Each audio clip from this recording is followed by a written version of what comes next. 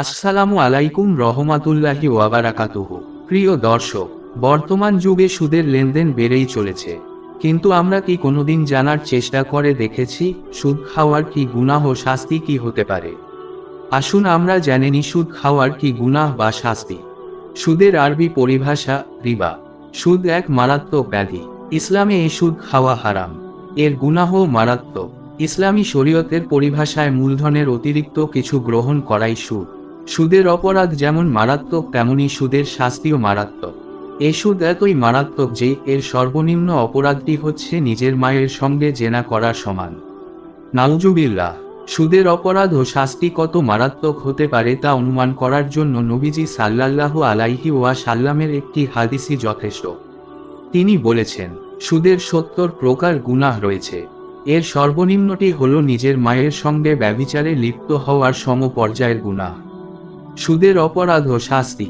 সুদ খাওয়া হারাম। আল্লাহ তাআলা সুদ খাওয়াকে শুধু হারামই ঘোষণা করেননি, সুদের সঙ্গে জড়িত ব্যক্তির অবস্থান কেমন তা উপমাসহ কোরআনুল কারীমের একাধিক আয়াতে এভাবে উল্লেখ করেছেন। যারা সুদ খায় তারা কিয়ামতের দিন দণ্ডায়মান হবে, যেভাবে দণ্ডায়মান হয় ওই ব্যক্তি যাকে শয়তান আসর করে মোহাবিষ্ট করে দেয়।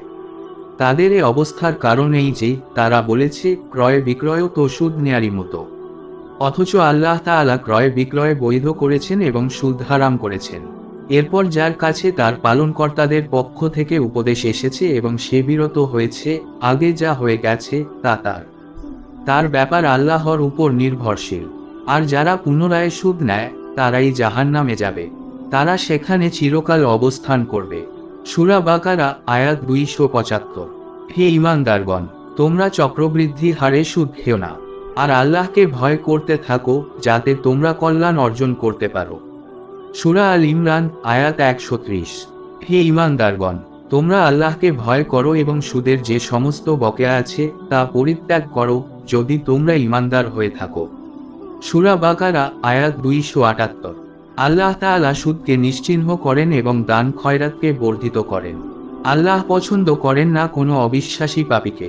সূরা বাকারা আয়াত ২৭৬। মনে রাখা জরুরি, সুদ খাওয়া, সুদ দেওয়া এবং সুদের লেনদেনে সাহায্য সহযোগিতা করা সবই হারাম এবং অভিশপ্ত কাজ। এ সম্পর্কে হাদিসে পাকে প্রিয় নবী সাল্লাল্লাহু আলাইহি ওয়াসাল্লাম এভাবে সতর্ক করেছেন। হযরত জাবের রাদিয়াল্লাহু আনহু বর্ণনা করেন, রাসূলুল্লাহ সাল্লাল্লাহু আলাইহি ওয়াসাল্লাম লানত করেছেন সুদখোর, সুদের হিসাব রক্ষক এবং তার সাক্ষীদ্বয়ের প্রতি।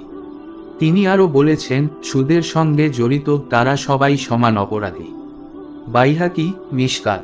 প্রিয় দর্শক, এতক্ষণ শুনলেন সুদ খাওয়ার গুনাহ ও শাস্তি।